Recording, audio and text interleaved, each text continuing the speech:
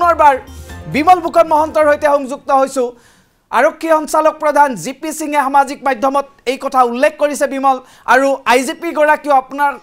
অৱগত কৰিছে যে তেওঁলোকে এই ৰহস্য ভেদ কৰিবলৈ সক্ষম হ'ল কিন্তু যেটো অস্ত্ৰৰ কথা আমি পাতি আছিল যেটো আপুনি সন্দেহ কৰিছিল যে সম্ভৱতঃ দাৰে এয়া কৰিব পাৰে সেই যে অস্ত্ৰ উদ্ধাৰ হৈছে হেয়া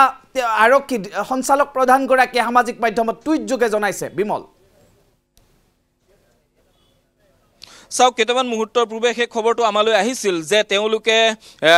নিৰজে স্বীকাৰ কৰা মতেই যিখন যি অস্ত্ৰ ব্যৱহাৰ কৰিছিল অস্ত্ৰপাতৰ এটা খবৰ আহিছিল আৰু ইতিমধ্যে অস্ত্ৰপাতৰ কিছু তথ্য লাভ যে আৰক্ষীয়ে কৰিছে বা নিৰজে স্বীকাৰ কৰিছে কথাটো আমাৰ ওচৰলৈ খবৰ লাগে কিন্তু নিশ্চিত নহয় বাবে আমি প্ৰতিটো কথা ৰাজহুৱা কৰিব বিচৰা নাছিলোঁ যিহেতু ইতিমধ্যে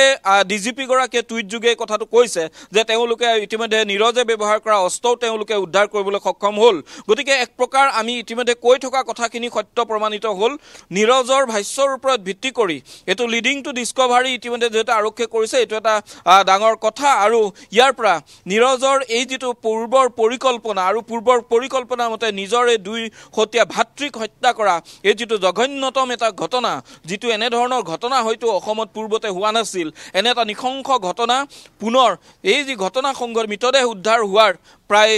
24 ঘণ্টা প্ৰায় 12 ঘণ্টা 12 পৰা 14 ঘণ্টা হৈছে আৰু এই 14 ঘণ্টাৰ ভিতৰত ইতিমধ্যে তেওঁলোকে গোটেই ঘটনাটো এক প্ৰকাৰ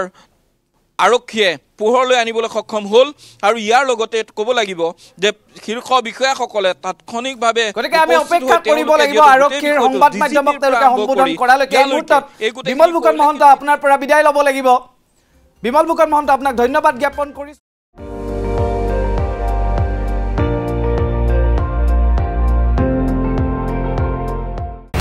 আপুনি চাই আছে ND24